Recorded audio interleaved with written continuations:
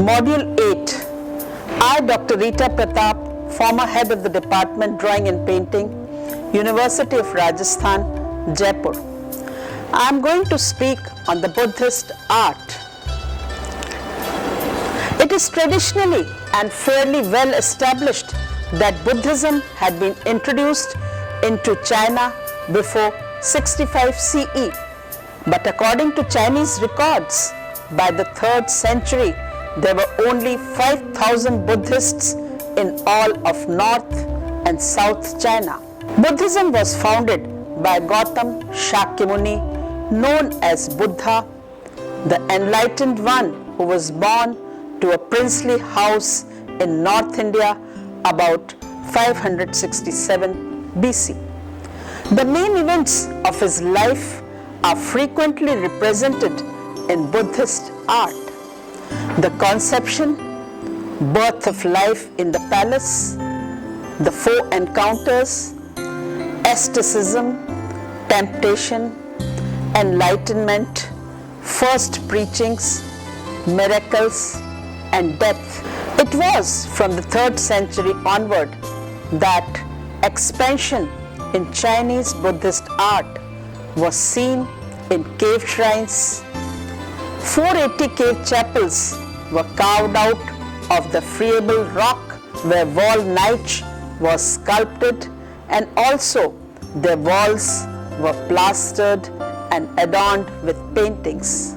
It is traditionally and fairly well established that Buddhism had been introduced into China before 65 CE. But according to Chinese records, by the 3rd century, there were only 5,000 Buddhists in all of North and South China. So Buddhism did not convert the Chinese at once and amass by the merit of its depth. The rise of Buddhism in China is associated particularly with the Central Asian Tatars, who by 439 CE had succeeded in establishing control over all of North China. The rulers of Toba people who achieved this control over themselves, the Northern Wei dynasty, that is from 386 to 535 CE. Mahayana Buddhism was embraced by these barbarians of the north. Like themselves, it was of foreign origin. Its universalism provided bond between them and the Chinese subjects. Its rituals, as practiced by the astute Central Asian monks who brought the doctrines, offered magical protection to the rulers and the dynasty. Mahayana doctrines flourished also in the south, where they were somewhat differently configured to appeal to the upper classes of Han Chinese origin. The southern aristocracy, for the most part, perceived Buddhism not as a rival to Confucianism and Taoism, but as a welcome metaphysical complement. Throughout China, Buddhism was seen as providing a noble literature, a beautiful religious art, aesthetically satisfying ceremonials, and the typical appeal of the peaceful monastic life in a troubled age and the promise of personal salvation. In North China, by the later half of the 5th century, and in South China, by the early years of the 6th, Buddhism had become a tremendous force. During the 6th dynasty period, Buddhism likewise became a great patron of the arts. In general, South China was not noted for its cave sites, and already traditional art of painting had flourished. In North, where foreign influence was greater, one can find more Buddhist material in great cave sites. Indian style and Buddhist iconography were transmitted eastward not only by sea and land to Southeast Asia as far as Indonesia, but also by land over the mountain passes of Northwest, India and Afghanistan, and through Central Asia to China, Korea and Japan. Actually, three routes formed the great trading network called the Silk Road, all beginning at Dunhuang in China's Gansu province and running west through Xiqiang. Along the northern route lay Xinjiang, Turfan, Kucha and Kizil. The southern route passed through Miran and Dandan, Ulik. The principal medium of Buddhist art in China are particularly painting in fresco technique or mixed clay and plastered walls, in caves cut into the cliffs or river banks. Four major stylistic elements coexist: a Romano-Buddhist style, a Sasanian style based on that of Persian Sasanian dynasty, a mixed Indo-Iranian or Central Asian style, and finally a Chinese style representing a later influence moving in the opposite direction. The Romano-Buddhist style can be seen at Miran. It is particularly evident in a painted frieze of human figures bearing garland titled as Garland Bearers. It is a fresco, dado of a shrine, Miran, Xiqiang, China, and belongs to late 3rd century. It is at present in the Museum of Central Asian Antiquities, New Delhi. At present it is in the collection of Museum of Central Asian Antiquities, New Delhi. Here the faces of the figures look like Fayam portraits of the Coptic Egypt and are treated in late classical style with wide staring, almost Byzantine eyes. The motif of the garland bearer is also of classical origin. The fresco bears the signature Tita, perhaps an itinerant painter from the late Roman Empire. The other remarkable, well-preserved fresco is an example of Yakshi. It is in Dadan, Ulik, Xiqiang, China, and belongs to 5th, 6th century. This fresco shows seated figures in priest's robe and a Yakshi bathing in water between lotuses. Another fresco in Kizil, Xiqiang, China, 6th century, and in the collection of Berlin Museum is the cremation of the Buddha. This stylistic peculiarity is typical of paintings from Kizil.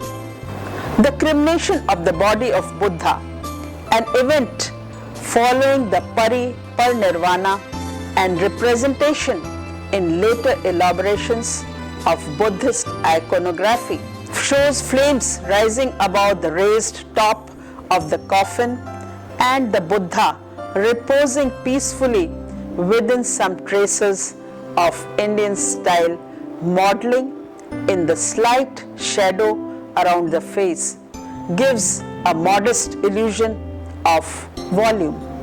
At the same time, the small eyes, tiny mouth and high swallow-shaped eyebrows are characteristics of Iranian style. Hints of Roman style can be seen in bearded disciples and guardian figures. Their resemblance can also be seen in various river and sea deities shown on the Gandhara reliefs. Another fresco is of a donor. This belongs to Xinjiang, Xiqiang, China, and dated to 8th to 10th century. At present, it is in the Museum of Central Asian Antiquities, New Delhi. This fresco displays an almost pure Chinese style. The headdress, peculiar facial proportions with long nose, round chin, and conventionalized ears, and the flowing linearity of the design. The eastern focus of the trade and pilgrimage routes was Dunhuang, the great staging center in the far northwest reaches of China. There are found hundreds of caves called Caves of the Thousand Buddhas, filled with frescoes, sculpted clay figures, libraries of scrolls, manuscripts, and banners. Now we'll talk about the Buddhist faith. Buddhism was founded by Gautam Shakyamuni, known as Buddha, that is, the enlightened one, who was born to a princely house in North India about 567 BC. Although shielded by his father from all contact with the outside world, the young prince succeeded in escaping from the palace to seek enlightenment and seeing with his own eyes the pains and miseries that beset humanity. This experience, the so-called Four Encounters, drove him to seek a path by which a man might find release from pain and from the endless cycle of rebirths in this world, to which karma, the inexorable law of cause and effect, condemns him. After years of fruitless study and ascetic practices, Shakyamuni finally attained enlightenment. While seated in deep meditation beneath a fig tree at Bodh Gaya, the answer that came to him then is expressed in the Four Noble Truths. That is, all existence is suffering. The cause of suffering is craving, desire, attachment. There is an end to suffering because desire can be suppressed. There is a way of suppression through the Noble Eightfold Path. This last truth was an ethical code governing personal conduct, belief, and meditation. After the Enlightenment, the Buddha spent many years wandering about India, preaching and gathering disciples until his death at the age of 80. The main events in his life and ministry, most frequently represented in Buddhist art, are the conception, birth life in the palace, Four Encounters, asceticism, temptation, enlightenment, first preaching, and miracles and death. The doctrine of Buddha at first spread through India, and slowly its development was much more rapid during the reign of Ashoka, that is from 272 to 232 BC, who made it his state religion and filled the land with temples, stupas, and monasteries, that is, mounds containing the relics of Buddha and his saints. In the early form of Buddhism, known as Hinayan, that is, the lesser vehicle, the Buddha was looked upon as no more than great spiritual leader. Salvation was only for those men who were prepared to retire into monastic life. But the popular craving for a doctrine that would bring salvation for all and The need for the deity to whom devotion and prayer could be directed gradually gave rise to the schools of Mahayana. In this tradition, Shakyamuni was deified and in time came to be seen as but one of myriad Buddhas ruling in a pantheon as rich and complex as that of Hinduism. In course of time, the higher forms of Buddha came to be regarded as purely metaphysical forces, and worshippers began to feel the need for deities less remote and unapproachable. Thus there came into existence the Bodhisattvas, being destined for enlightenment, who intercede for man with God. The Bodhisattva most often represented in Buddhist art are Maitreya, that is, who will come to earth in the next cycle as Buddha. Manjushri, the embodiment of divine wisdom, and Avalokiteshvara, the Lord who looks down in mercy, known to the Chinese as Guanyin.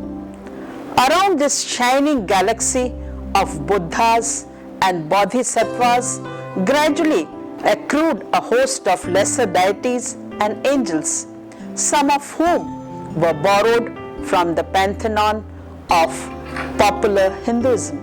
The rich complexity of the later Mahayana pantheon is perfectly illustrated in huge Buddhist wall painting at Tung Huang, which depict the paradise of the four quarters of the world. From India, Buddhism spread northwest into Gandhar and Afghanistan. There it came in contact with the art of Roman Near East, which had considerable influence on the development of Buddhist painting and sculpture.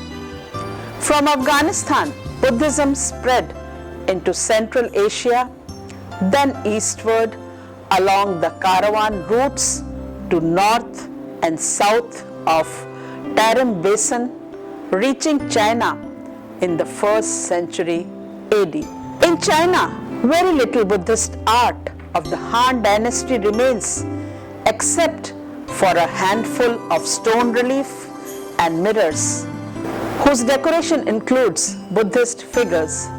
Moreover, the great period of expansion in Chinese Buddhist art was from the 3rd century onward. The barbarian conquerors of North China adopted Buddhism as an act of policy because they themselves were foreigners and hence were excluded from the native Confucian rites and beliefs. Missionaries and pilgrims returning from India brought with them paintings and replicas of famous images which were copied faithfully as possible by the Chinese painters and sculptors. Now we'll talk about the Buddhist cave shrines in which sculptures and paintings are depicted. The progress of Buddhism into China was marked by the excavation of cave temples along the pilgrim route.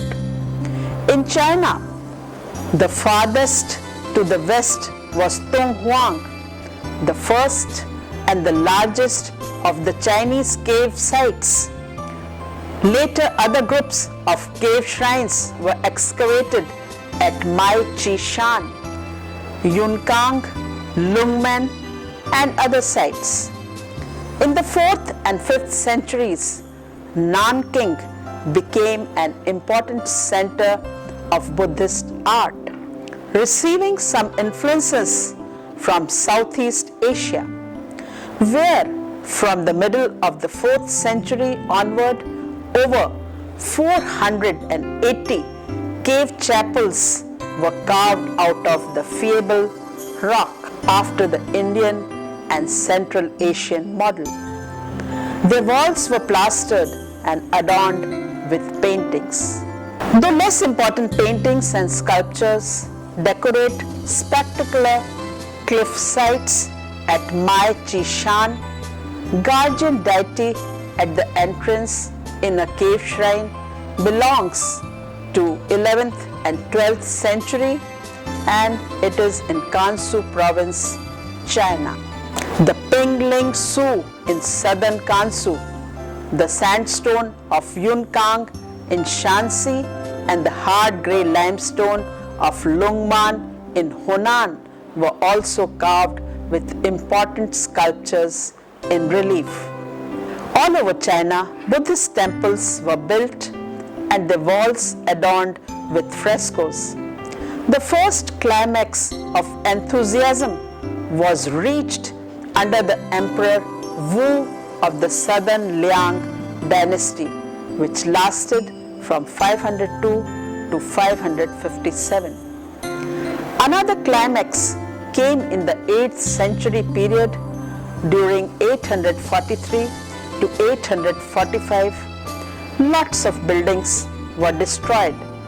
Today, only a few late Tang temples survive, and so far as is known, none of them contain early frescoes.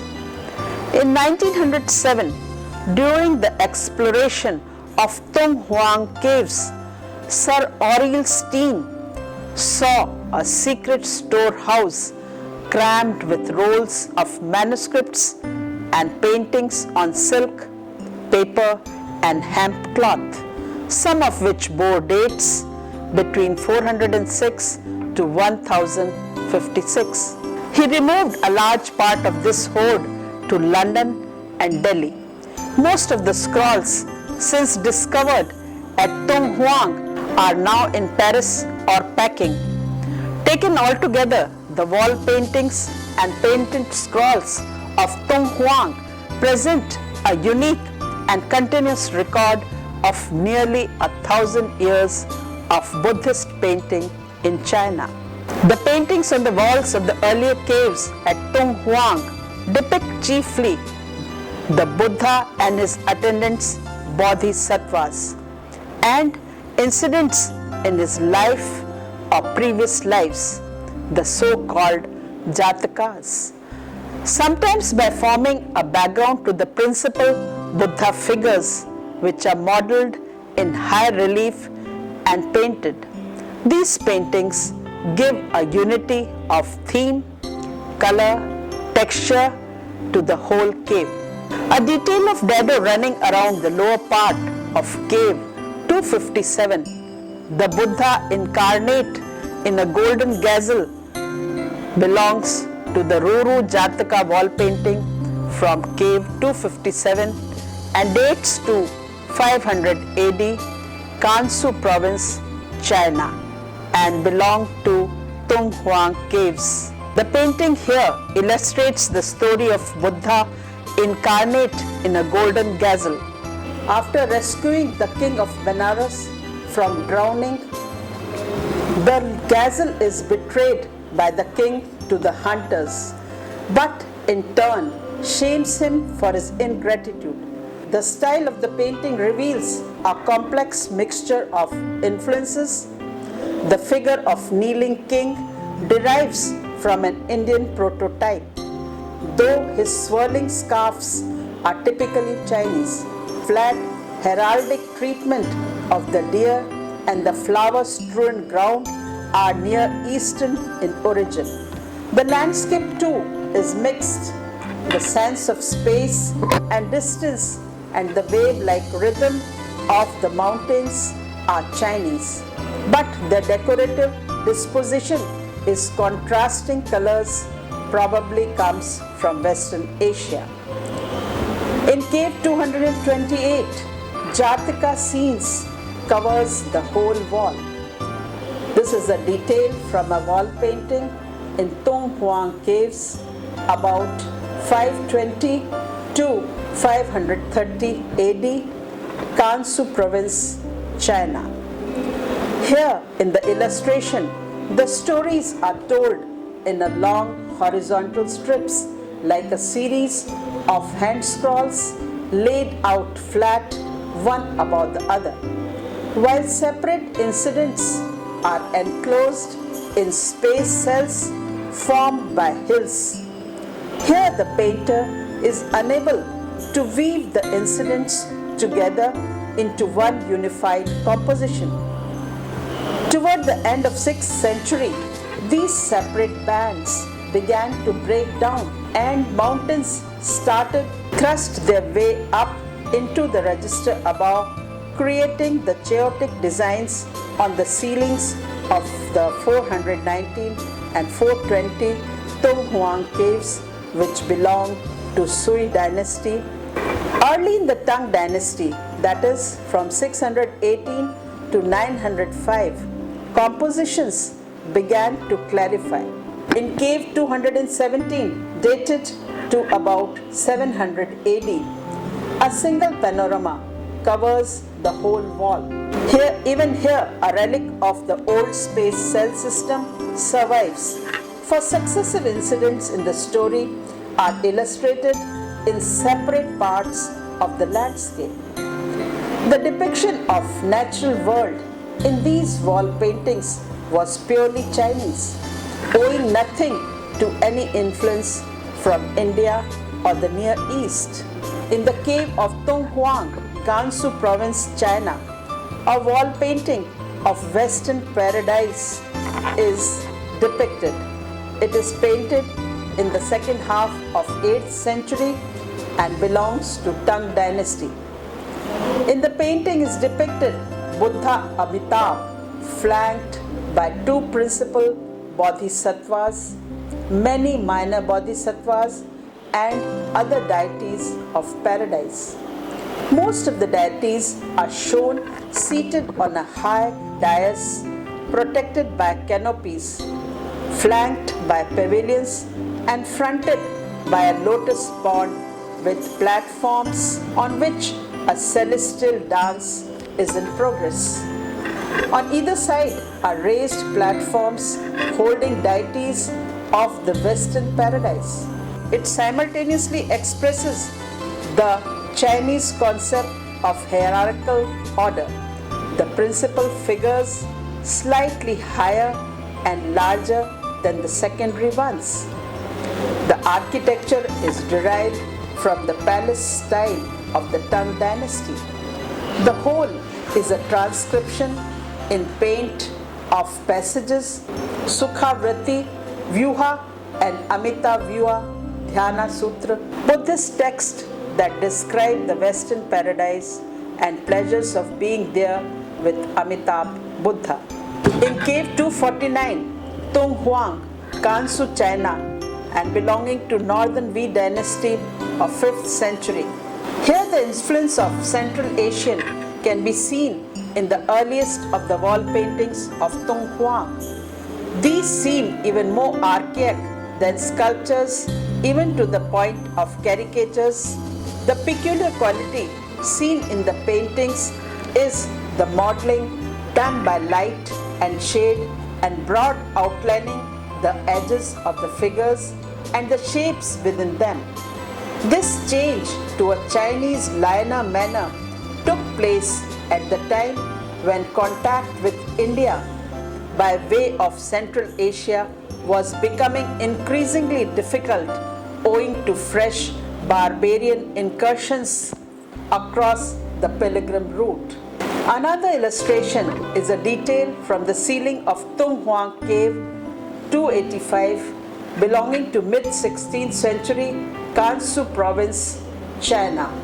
In this painting, Buddha is shown mediating in mountain caves.